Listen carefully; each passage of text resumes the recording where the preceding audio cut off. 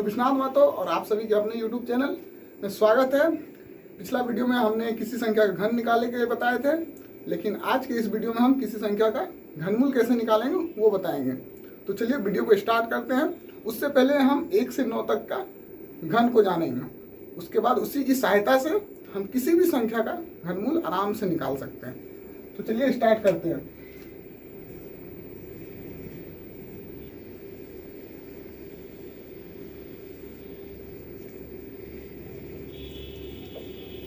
घनमूल। अब तो जैसे कि हम जानते हैं 1 का क्यूब 1 होता है, 2 का क्यूब 8, 3 का क्यूब 27, 4 का क्यूब 64, 5 का क्यूब 125, 6 का क्यूब 216, 7 का क्यूब 342, 8 का क्यूब 512, 9 का क्यूब 729 और 10 का क्यूब 1000। तो बस यही 10 संख्या का घन से हम किसी भी संख्या का घनमूल आसानी से निकाल सकते हैं। उससे पहले एक बार फिर से हम सभी संख्याओं का घन का इकाई में देख लें। जिससे 1 का हमेशा 1 ही आता है। मतलब क्या है, किसी संख्या का घनमूल निकालना और उसके इकाई में यदि 1 रहा तो उसका घनमूल 1 ही आएगा। उसी तरह 2 का 8 आएगा इकाई में, 3 का फिर से 7 आएगा, 4 का 4 ही रहेगा, 5 का 5 ही रहेगा, 6 का 6 ही रहेगा, 7 का 3 आता है, 8 का 2 आता है, 9 का 9 ही रहेगा और लास्ट में 0 तो 0 है। सिर्फ 2 चीज, सब कुछ लगभग सेम ही रहता है। सिर्फ 4 संख्या ऐसा है जो एक दूसरे चेंज होता है। जैसे 2 का 8 हो जाता है और 8 का 2 हो जाता है। फिर एक लेते हैं 3 और 7, 3 का 7 आ जाता है और 7 का 3 आ जाता है क्यूब करने पर। तो अब ये सब की सहायता से हम आसानी से किसी भी संख्या का घनमूल आराम से निकालेंगे और दिखाएंगे करके कि कैसे निकाला जाता है। आइए देखते हैं, हम कुछ संख्या लिखे हैं जिसका हम लोग आसानी से कैसे घनमूल निकालेंगे, तो उसको देखते हैं। तो सबसे पहले जैसे घन में हम लोग जैसे वर्गमूल में निकालते समय हम पीछे से 2 संख्या छोड़ते थे, क्योंकि उसमें जोड़े के हिसाब से निकलता था एक बार। अब यहाँ एक लॉजिक ये सोचना है कि जैसे इसमें 3 में से 1 निकलता है घनमूल में हमेशा। यदि 3 संख्या अंदर में रहा तो उसका 1 संख्या बाहर निकलता है। वैसे ही यहाँ हम लोग 3 संख्या को छोड़ेंगे। तो सपोज यहाँ 1728 है, 1728 में 3 छोड़ दिए राइट साइड से, पहला काम हो गया। अब देखना ये इकाई अंक क्या है, 8। 8 किसका घनमूल किसका घन आता है 8, तो 2 का घन होता है 8, तो 2 लिख देंगे। उसके बाद जो बचता है शेष 1 किसका क्यूब और किसका क्यूब के बीच में आता है, तो पहला तो कि 1 का क्यूब आता है 1 में और 2 का क्यूब के बीच में आता है। 1 का क्यूब 1 होता है और 2 का क्यूब 8। यहाँ तो खैर बीच नहीं आ रहा है, 1 में ही आ रहा है, तो 1 में आ रहा है तो उसको हम 1 लिख देंगे। मतलब क्या है कि 1728 का घनमूल 12 होता है। अभी जैसे बहुत संख्या ऐसा होगा जो बीच में भी होगा। आइए अब चेक करते हैं इसको। 79507, इसको फिर पीछे लास्ट से 3 छोड़ेंगे तो 507 हट गया।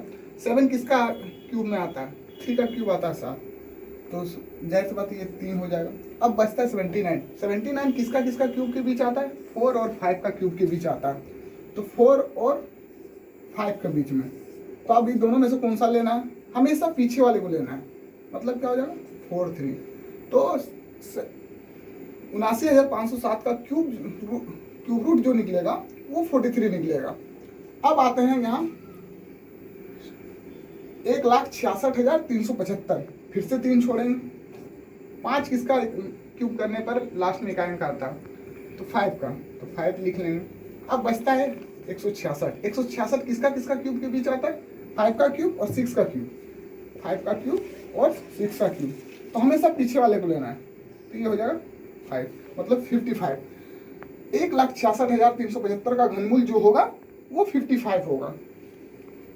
अब आते हैं यहाँ 1,10,592, फिर से 3 को छोड़ते हैं। 2 किस में आता है, 2 8 का क्यूब में करेंगे तो इकाई में 2 आएगा, तो ये 8 हो जाएगा। अब बचता है 110 किसके किसके बीच है, तो 4 का क्यूब और 5 का क्यूब के बीच में 110 है, तो 4 और 5 लिख लेंगे पीछे कौन सा है 4, तो 4 लिखेंगे, हमेशा पीछे वाले को लेना है। तो 1,10,592 का क्यूब रूट जो होगा वो 48 होगा। अब आते हैं एक संख्या है यहाँ 13,824, फिर यहाँ 4 है, 4 किसका आता है 4 का ही 4 लिख देता हूँ। फिर बचा 13, 13 किसका किसका क्यूब के बीच में आता है 2 का क्यूब और 3 का क्यूब के बीच में, तो 2 का क्यूब और 3 का क्यूब, हमेशा पीछे वाले को लेना है। तो 2 मतलब 13,824 का जो क्यूब रूट होगा घनमूल होगा वो 24 होगा। अब एक संख्या है ये 9,12,673, तो इसमें 3 है, 3 किसका क्यूब होता है लास्ट में इकाई 7, तो 7 लिखेंगे। अब बचता है 912, 912 किसके किसके क्यूब के बीच आता है 9 और 10 के बीच में, तो हमेशा पीछे वाले को लेंगे, तो हो गया 97। 9,12,673 का जो घनमूल होगा वो होगा 97। अब आगे चलते हैं यहाँ 4,74,552, 4,74,552 का घनमूल निकालेंगे तो 2 है, 2 किसका आता है 8 का 8। अब बचा सिर्फ 474, 474 किसके किसके बीच है 7 और 8, 7 और 8 के बीच में, तो हमेशा पीछे वाले को लेना है, तो ये 7 मतलब 4,74,552 का जो घनमूल होगा वो 78 होगा। तो हमको लगता है और एक है ना यहाँ 3 छोड़ दिए, लास्ट में 5 है तो 5 पहले लिख देना। अब यहाँ बच रहा है 1157, तो एक स्टेप आगे बढ़ जाते हैं, तो 11 का क्यूब क्या होता है 1331, तो देखिए 10 का क्यूब और 11 का क्यूब का बीच में ये 1157 है, तो 10 और 11